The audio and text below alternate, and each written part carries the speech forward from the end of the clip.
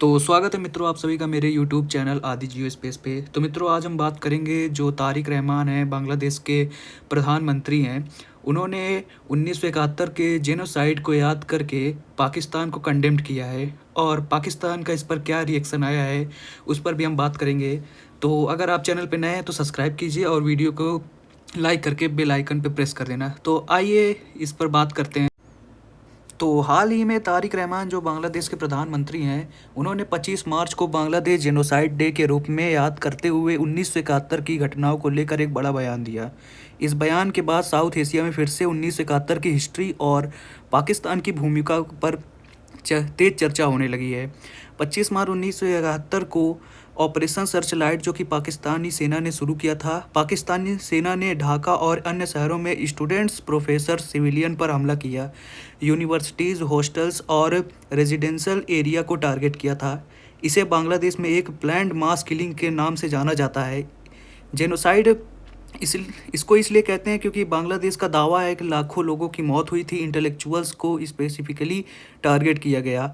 Civilians पर systematic तरीके से हमला हुए, इसलिए बांग्लादेश इसे जेनोसाइड यानी नरसंहार मानता है। जेनोसाइड डे कब घोषित हुआ, अगर इसकी हम बात करें तो बांग्लादेश ने 2017 में 25 मार्च को ऑफिशियली जेनोसाइड डे घोषित किया। तब से हर साल इस दिन को विक्टिम्स को याद किया जाता है और इंटरनेशनल रिकॉग्निशन की मांग की जाती है।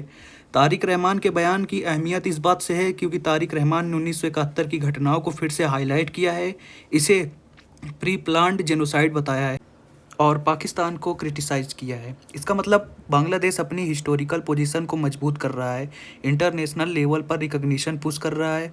पाकिस्तान का स्टैंड क्या है? पाकिस्तान का स्टैंड अलग है। जेनोसाइड शब्द को वो एक्सेप्ट नहीं करता है, इसे पॉलिटिकल मिलिट्री कॉन्फ्लिक्ट मानता है। इसलिए दोनों देशों के बीच नैरेटिव क्लैश बना रहता है।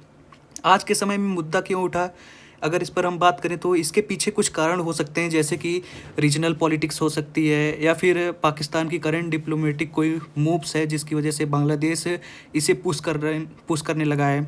और बांग्लादेश की इंटरनेशनल पोजीशनिंग पर भी इस पर ध्यान दें तो यानी सिर्फ हिस्ट्री नहीं, आज की जियो पॉलिटिकल सिचुएशन से भी जुड़ा यह मुद्दा हो सकता है। और अब हम अगर इंटरनेशनली स्थिति की बात करें तो अभी तक कई देशों ने ऑफिशियली जेनोसाइड टर्म यूज़ नहीं किया है, लेकिन बांग्लादेश लगातार ग्लोबल रिकॉग्निशन की मांग करता है।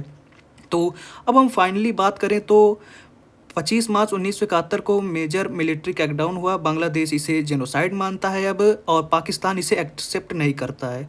और अब तारिक रहमान ने बयान से यह मुद्दा फिर से चर्चा में आ गया है। तो अगर अब मैं बायस्ड होकर एक इंडियन के रूप में ये कहूँ तो इसका मतलब ये हुआ, हाल में ये सब देखते हुए तो हम ये ज़रूर कह सकते हैं कि भारत की पॉलिटिक्स एक बार फिर से बांग्लादेश की पॉलिटिक्स में घुस चुकी है। और जैसे शेख हसीना के समय जिस तरह हमारा और बांग्लादेश का जैसे रिश्ता था वो कहीं ना कहीं फिर से कायम हो रहा है। तो आई होप आपको ये सारा मामला अब समझ में आ गया होगा। तो अगर वीडियो को आपको पसंद आई हो तो लाइक सब्सक्राइब करना मत भूलिए और मिलिए मुझे अगले वीडियो में, मैं आपको फिर से बातें समझाऊंगा।